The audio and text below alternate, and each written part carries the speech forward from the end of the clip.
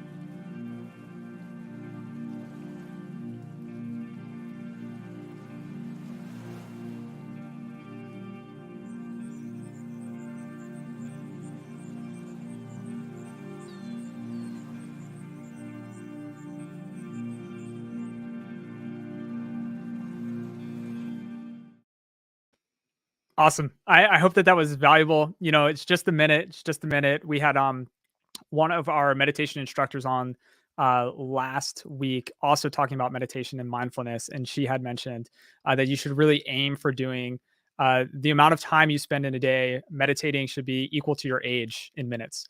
So I personally am not catching that, right? But just to get a minute is helpful. It's a start. So with that said, let's kick off this show. We have a great show planned for you today. Let's kick things off. 3, 2, 1. Here we go. Talent Experience Live. We're covering everything that you need to know in Talent Experience. People applying for new positions is like the cherry on top. With the technology to attract talent. Recruiters always know their best talent. The AI just learned to use that information. Inclusion efforts across the organization. Tell me what it's like to work through associate story. Interviews with leaders in the industry.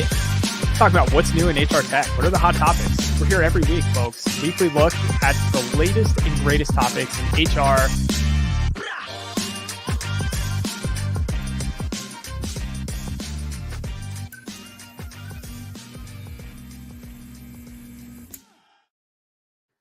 Welcome to Talent Experience Live. I love that intro video. I say it every single week. It is super awesome. Great music, gets you pumped up. It's Thursday at noon. We go live every Thursday at noon Eastern on LinkedIn, YouTube, and Facebook. Be sure to like, subscribe, get notified so you never miss a beat. This is Talent Experience Live. As I like to say, it's a bold statement, the greatest show on the internet. This is the place to be every single week if you are a recruiter, a sourcer, a talent marketer, or a talent manager. As I mentioned at the top of the show, I'm your host, Tom Tate. I'm on the marketing team here at Phenom. And the show is proudly brought to you by the team here at Phenom. We have a purpose of helping 1 billion people find the right job. It's a bold purpose. It's not a typo. It's a true billion. We are well on our way. We do that with our talent experience platform that helps candidates find the right fit faster. It helps employees evolve in their current role and beyond. It helps recruiters achieve some of that next level productivity and efficiency. And it helps managers build better teams with data, analytics, and automation. All of this is powered by super slick artificial intelligence and machine learning. If you want to learn anything about this, if you want to have a conversation with our team, head on over to phenom.com to learn more if you're interested. We love to talk about this. We love to get to know you, your unique pain points. And there's no one size fits all solution, right? So getting to know you and getting to know your challenges is the best way for us to really start a relationship. So let us know, phenom.com. Want to give a shout out to everyone in the chats. Let me know who you are, where you're from, what you do. It's a great opportunity to connect with each other, to network, to get to know peers in the industry from all across the globe. I always say that I have the pleasure of working for the internet. I get to connect with people from everywhere, which is amazing. So thank you so much for being here today. Today's topic is going to be on seasonal hiring, right? So for our icebreaker question today, I took the easy way out, right? I am throwing out a softball here. What is your favorite season of the year? Let me know in the chats, whether you're on LinkedIn, YouTube, Facebook. Let me know what's your favorite season of the year. I will give you mine. For me, it is fall. It's autumn. One of my favorite songs of all time. I am a Philly boy at heart, right? So there's a song by Hall & Oates called "Fall in Philadelphia," and it warms my heart every single year. I put it on all my playlists. Get to have some of that pumpkin spice in my coffee. It's delicious, right? So fall is my season. Hoodie and shorts. It's my favorite wardrobe here. So that said, I can't tell you how excited I am for consistent 65, 70 degree weather here in Philadelphia. It's been cold and frigid and rainy, so it's nice now finally to be able to get out and get some vitamin D. We've got a few folks chiming in. We have Catherine saying that she also loves autumn. Love that. Stand in solidarity for autumn. Bambi as well with you. Autumn all the way. Jennifer is saying summer. Yes, we are right on the cusp. So I'm excited for that as well. Get some vacation time. So let me know, what is your favorite season? What is your favorite season? And before we bring on our guest today, I want to share our first winner of our mindfulness meditation app giveaway that we're hosting this month here on Talent Experience Live. So our first winner, drum roll, please. We don't have a sound effect, so do it in your head. Our first winner will be Alania Malloy. So congratulations, Alania. We will reach out on LinkedIn and we are going to hook you up with your prize, which is going to be an annual platform subscription to the Calm Meditation app. So we're super excited. I know it's small, but we're excited. We want to help be a part of folks finding a little bit of mindfulness and finding a little bit of relaxation during Mental Health Awareness Month. In each episode, if you comment, like, or share the LinkedIn post for that Talent Experience Live episode this month, you'll be entered to win as well. So next week we'll have an additional winner as well. I'm getting distracted by the chat here. Sal Mika said winter is her favorite season. Catherine, summer is a loophole to get autumn up in here. Love it. That's right. And Patrizia, our awesome producer, is a summer child. Give me war, sunshine, sand, water, and I am happy. Love it. Yeah, I'm excited for all seasons. Summer, of course, is right around the corner, so we're looking forward to that. As I mentioned, today we are talking about seasonal hiring, and you're probably thinking, Tom, it's May. Why are we talking about seasonal hiring in May? Black Friday is 197 days away. And I know that's a very oddly specific number to know off the top of my head, but why are we talking about this right now, right? When the season of seasonal hiring that we typically think about is so far away. But the reality is that, even though it's just May, it's higher o'clock somewhere, right? And to dive deeper into this, we are super excited to talk with Phenom product director, Adam Thompson, all about this topic. He's going to shed some light on some tactics and strategies that companies can employ to better their seasonal hiring. So without any further ado, let's bring on Adam Thompson.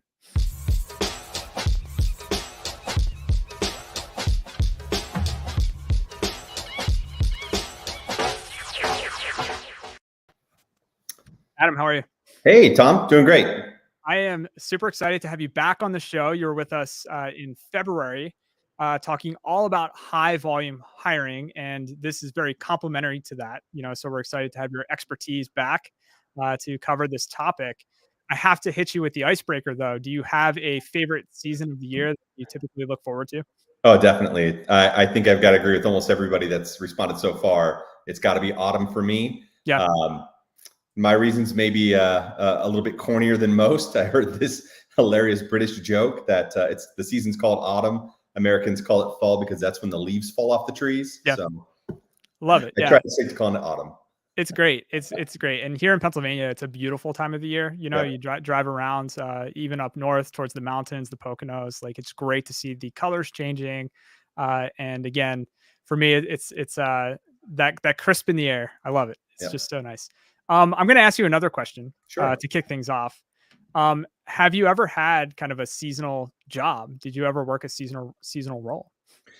I've never worked a seasonal role. My actual first job was as a cashier at Target, though. So I've worked through the busy seasons, but I wasn't a seasonal employee myself. Awesome. Shout out in the chat. Anyone in the chat, I'm curious if you've worked kind of a seasonal role, if you've been a part of the seasonal hiring mix, if you had that experience, whether it was a short-term stint in retail during a high volume season or anything else, maybe something during the summer. I'm super curious to hear what your experiences were. For me personally, I did work at a Best Buy. It was a very short stint, 2.5 months. I worked during the Black Friday season. I was in the TV section. This was a long time ago, where you needed to know the differences between LED and LCD and all those things that were very new at the time. You needed to educate buyers. So that was a lot of, I want to say fun, but I'm not sure I would characterize it as fun. But it was a good experience nonetheless. It was definitely a valuable experience to have kind of in my repertoire back in the early aughts. But yeah, Adam, before we really dive into this, for anyone who missed our episode back in February, why don't you just let us know who you are and what you do here at Phenom? Yeah, sure. So my name is Adam Thompson. I'm Director of Product for all of our high volume solutions. Maybe I'll probably tease out a couple times during today's conversation, but we've got a super exciting new high volume solution that is just about 2 weeks away from launch to the general public. So this is pretty perfect timing to kind of prime the pump for everybody. Yeah. And, when we think about some of the challenges that HR has been faced with over the past couple of years, the timing is perfect, right? For us really kind of lifting the veil on a lot of the solutions that you've been working on specifically and the team has been working on. And one of the use cases, of course, is seasonal hiring, right? And kind of leveraging technology and leveraging intelligence to be able to do this effectively and efficiently. And when we think about seasonal hiring, for me personally, it's always been the fall, right? It's always been Black Friday. It's always been retail based. But maybe that's not necessarily the case, right? So when you think about seasonal hiring and when the team is thinking about seasonal hiring and how to solve for it, and when you're working with our clients, how would you define it? What is seasonal hiring to you? Yeah, so seasonal hiring, I mean, you're definitely right. That's usually most people's perception that it's just kind of begins right after Thanksgiving and goes all the way through the Christmas holidays. That's definitely not what it is for other certain organizations. The way that we think about seasonal hiring is when a company needs to hire a large amount of employees for a set period of time. And that can be definitely different for organizations that are not necessarily in retail, or maybe they are in retail. I'm thinking maybe about a Lowe's or a Home Depot. And when I go to Lowe's and Home Depot today, they are packed full of people buying all their gardening supplies right now. And they've got a little bit of a seasonal hiring peak at this moment right now.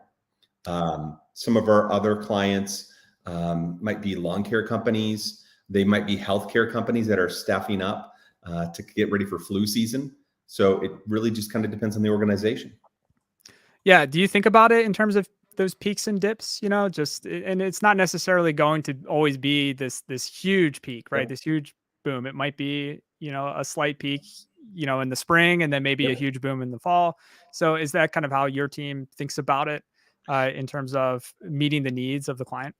Yeah, it's definitely when there's going to be a peak at a certain period of time for that company. And then that peak will taper off as they're kind of coming out of their peak season. But again, it's just when that timing falls in the year can be different for different organizations. So I want to dive a little bit deeper. I know there are a lot of different, myths, right, that surround seasonal hiring, a lot of misconceptions, right? And we just touched on one, it's only for the winter holidays, right? So what are some of the different areas that you've been seeing where seasonal hiring does kind of hit that peak or that bump? You mentioned lawn care, but are there any other seasons, where industries really need to start ramping up or think about ramping up? Well, my favorite holiday is coming up in June, and it is a big seasonal peak in June for Prime Day. I don't think it's an officially recognized American holiday, but everybody who uses Amazon Prime knows when Prime Day is in June. So they'll actually be ramping up by about 75,000 employees ahead of Prime Day, and then some of those employees will taper off. Some of that need will taper off right after Prime Day is kind of completed and all those packages have gotten shipped out.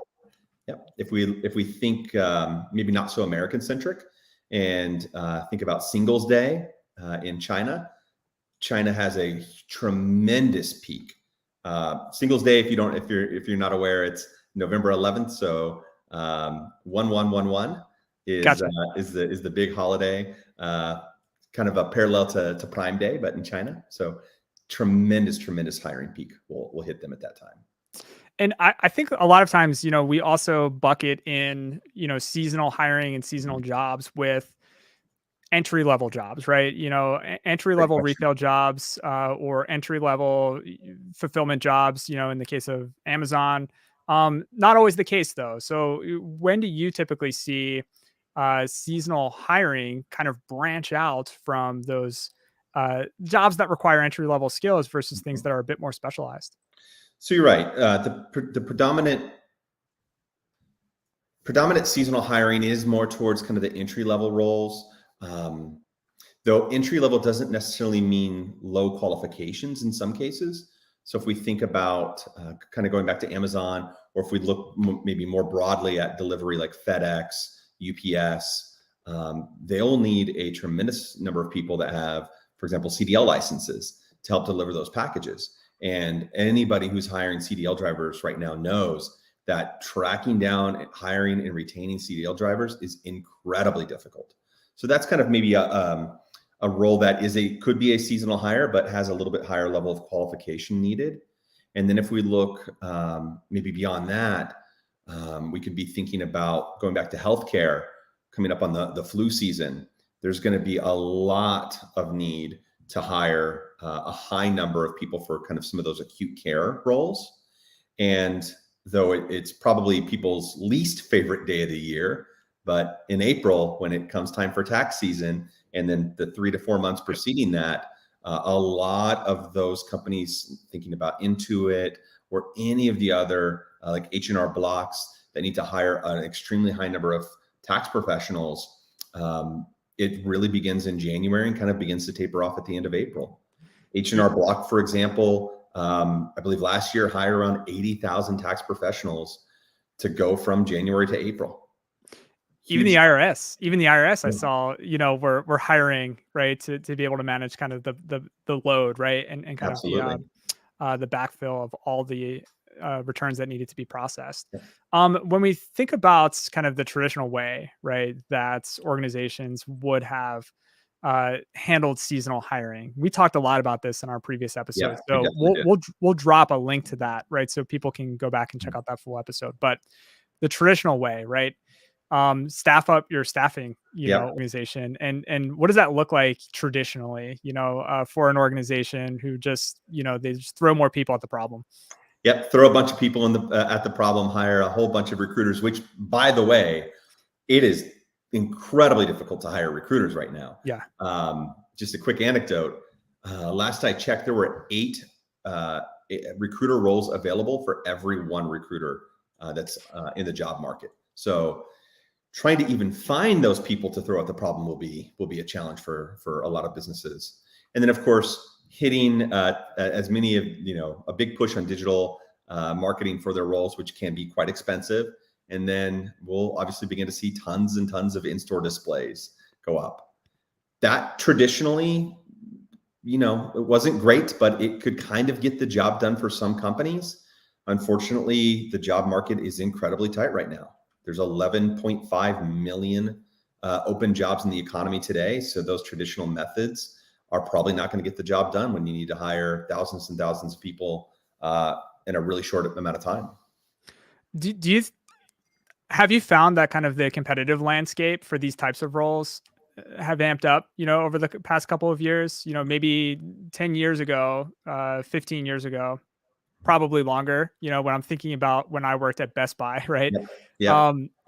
Being an Amazon driver wasn't really, something that was a competitive point for me. You know what I mean? Like it was, here are my local retail stores, and I was an available worker, so I would get in there and apply. But I'm curious, did you run into, over the past couple of years, organizations facing more competition to try to attract and engage these types of seasonal workers? Absolutely. So there's kind of 2 axes to look at this problem through. One is you're competing against a wider set of competitors for talent today. So retailers are not just competing against other retailers. Retailers are competing against different delivery companies. They're competing against gig work like Uber drivers, Lyft. They're competing against just an absolute tremendous host of other of opportunities that talent has today. So that's one really important element to keep in mind. The other element is when it comes to just kind of the experience and process that candidates are having to go through. There are organizations today that a candidate can find an opportunity, apply for it, get screened, and get an offer within 30 minutes without ever having to talk to a human. So if your process takes 3 to 5 days to get back in touch with a qualified applicant and kind of, oh, by the way, it took that applicant quite a long time to get through the process of finding a job that might match them and apply for it, and you're probably experiencing fairly high drop off throughout that process, you're going to be much less competitive than a company that can get an offer in a candidate's hands quickly. Yeah. So speed and velocity matters now more than ever. More than ever when we think about it. So let's get into it. Let's get into how companies can really stay ahead of seasonal hiring needs and not feel like the season crept up on them, right? And they're struggling to compete, especially with so much competition, and also this new wave of contingent and kind of gig workers that are out there. When we think about the Great Resignation and many who have chosen that path, there are more workers now than there were maybe 2 or 3 years ago that are available. But it's just a matter of reaching them, engaging with them, and getting them on board.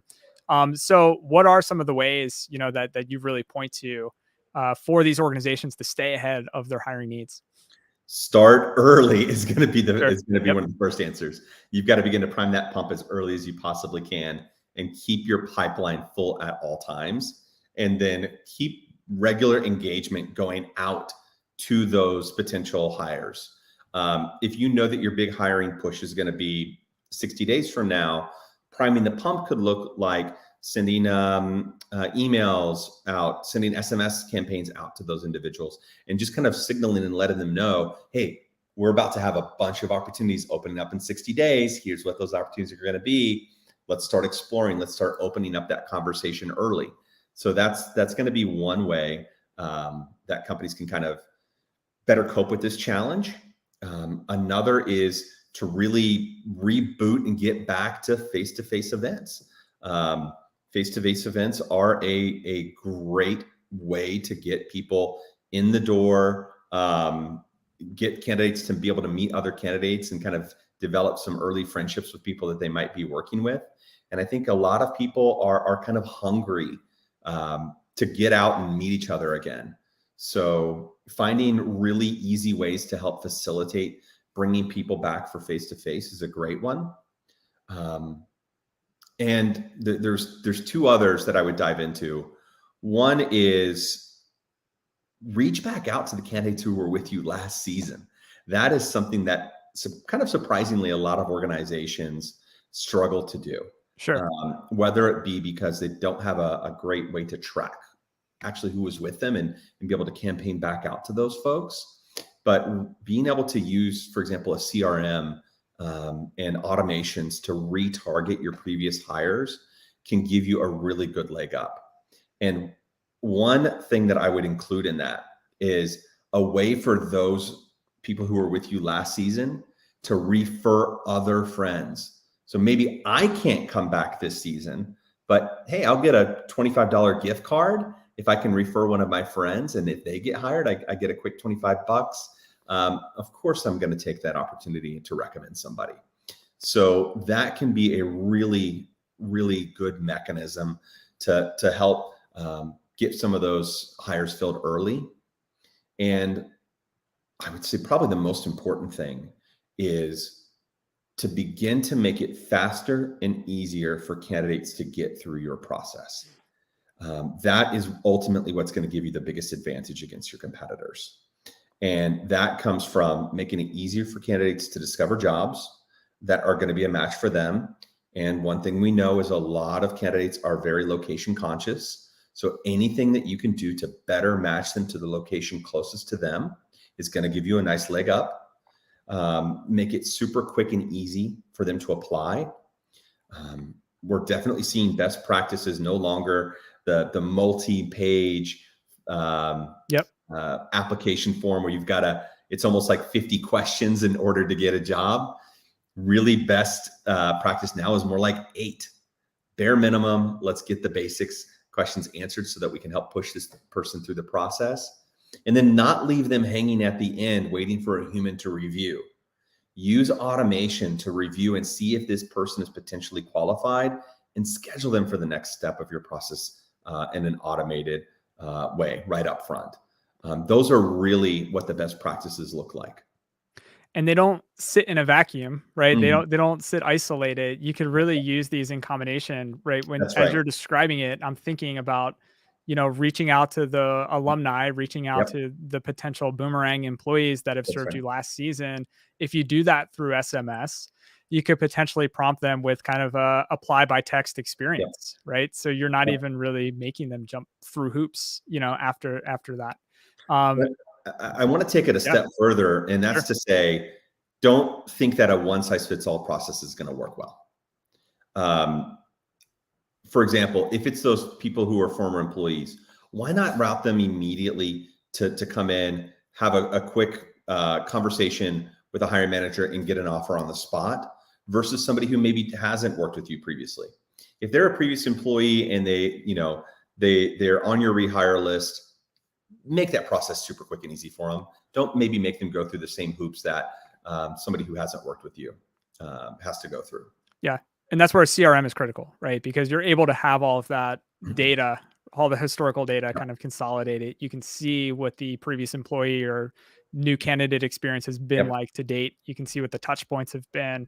And it makes it easy to create those segments so that you aren't pushing everyone through the spray and pray, one Right. size fits all, That's right. method, which is super helpful. And then with your face-to-face hiring events that you mentioned, great tactic there.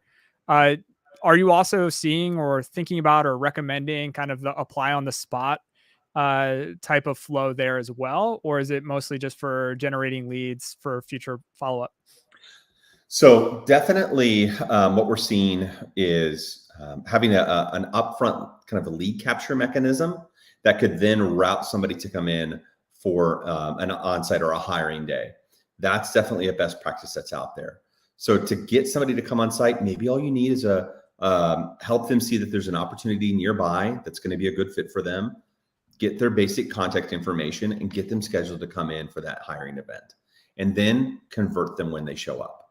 That's definitely a best practice instead of making the candidate jump through a lot of hoops up front.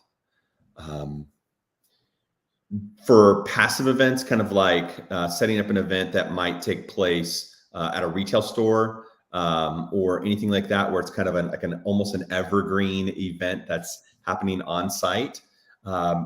Those are still always going to be a great way to really convert your customers to become your employees.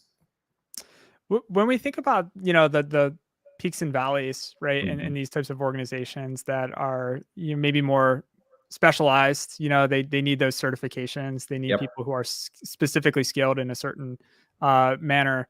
Do you feel like there's a emphasis on retention, that also needs to be put on those? I know that they're being hired for a seasonal role, but do you recommend that organizations also try to bake in opportunities or bake in strategy to make sure that we don't lose touch, or that we're able to really keep those folks engaged if we want to keep them on longer, or reach back out to them? Yeah, so that's a great point. So one thing that we definitely have seen, I'll just use an example of when it comes to healthcare. So if there's obviously a lack of qualified employees in the healthcare industry overall, but if you're a healthcare company who's going to be doing some seasonal hiring, once those people have been brought on board, there's definitely tools out there that can really help quickly match those people as they're kind of coming to the end of that seasonal employment with either another gig, kind of a based opportunity so that they can continue to be employed at the organization, or quickly link this person to potential full-time opportunities within the business. So you're able to make use of the people that you've already got in hand who have been with you for a little while, instead of having to hire fresh from outside for roles that are already open. Yeah, and I that can would be true across the board. yeah, I can just imagine the cost savings, like when we Yeah. think about the full process, whereas before, if you weren't using automation and you weren't using any type of technology to streamline the process, you're investing a ton, to bring in seasonal hires That's right. only to let them go when the time period ends, right? That's right. And then you're revving up the engine a year later and doing the same thing, right? Yep. And maybe not necessarily bringing on the same employees, bringing on a whole Right. new trough of employees. So if you're doing that, I can only imagine that you're just investing so much, that you Yep. could otherwise be saving.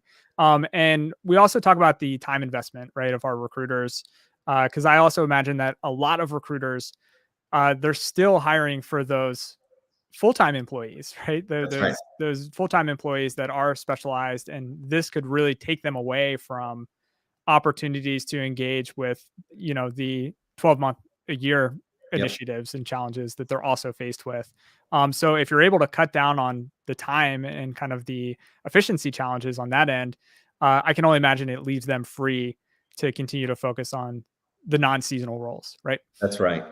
And so, I mean, I guess, Tom, if we reach back into your history as a seasonal employee with Best Buy, so if you had spent 2.5, 3 months helping them stock shelves, imagine coming out of that season, if you could have been instantly matched to maybe a cashier position. And maybe there's not one available at the location you've been at for the past 3 months, but hey, by the way, there is one available 2 miles down the way at the next location.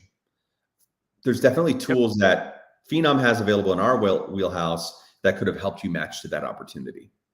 Yeah, and creating that more unified ecosystem of data, of candidates, of opportunities, of skills, is all going to unlock those possibilities versus we just don't have the insight. So therefore, thank you for your time, and maybe we'll see you next year, right? That's right.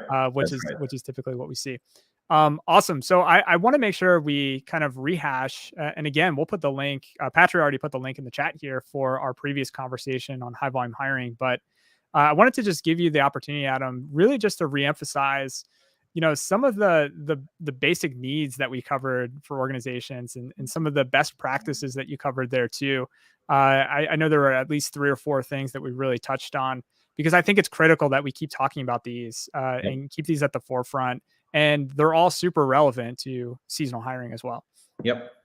So maybe the quick recap. Sure. Reach out to last season's hires, get them to see, push a referral program to them, offer some kind of a reward. So maybe even if they can't come back, they can invite somebody else that they know.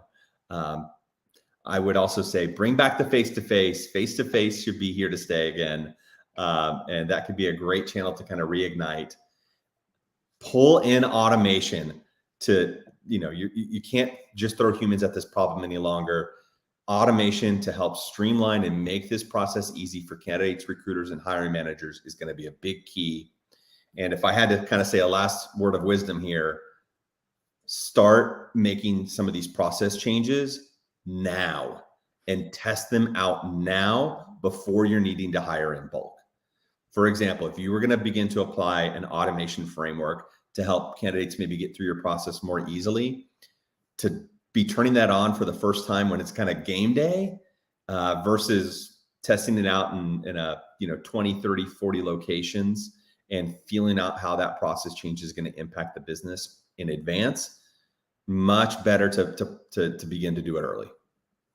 And you can do pilots, right? Mm-hmm. You can test out pilots. Yep. You don't have to roll it out to your entire organization all That's at right. once. And a lot of these types of roles that have availability at different locations makes it easy to run pilot programs. Yep.